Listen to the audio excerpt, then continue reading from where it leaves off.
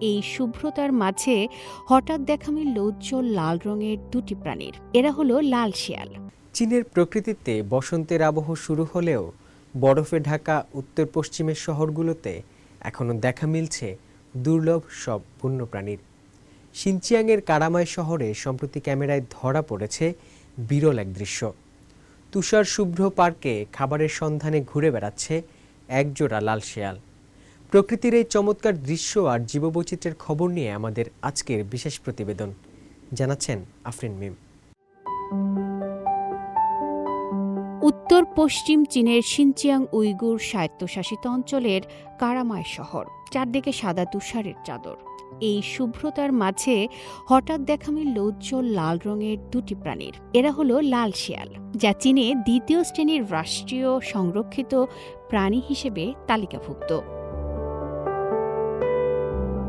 শিয়াল দুটির বিচরণ ও সৌন্দর্য ক্যামেরায় ধরা পড়া ফুটেজে দেখা যায়।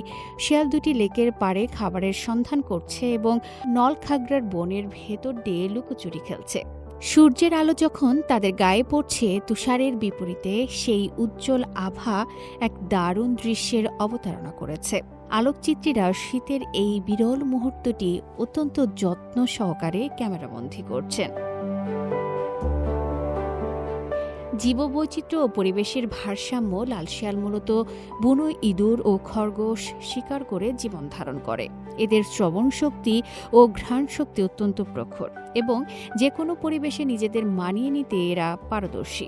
কারামায় শহরের মতো জনপদেও এখন এদের অবাধ বিচরণ দেখা যাচ্ছে, যা ওই অঞ্চলের ক্রমবর্ধমান জীববৈচিত্র্য ও সুস্থ প্রাকৃতিক পরিবেশেরই বড় প্রমাণ। পরিবেশ সংরক্ষণ আর বন্যপ্রাণীদের জন্য নিরাপদ আবাসস্থল গড়ার যে প্রচেষ্টা চীন চালিয়ে যাচ্ছে, তুষারপাতে এই লাল শেয়ালের বিচরণ যেন তারই এক জীবন্ত উদাহরণ। আফরিন মিম, সিএমজি বাংলা।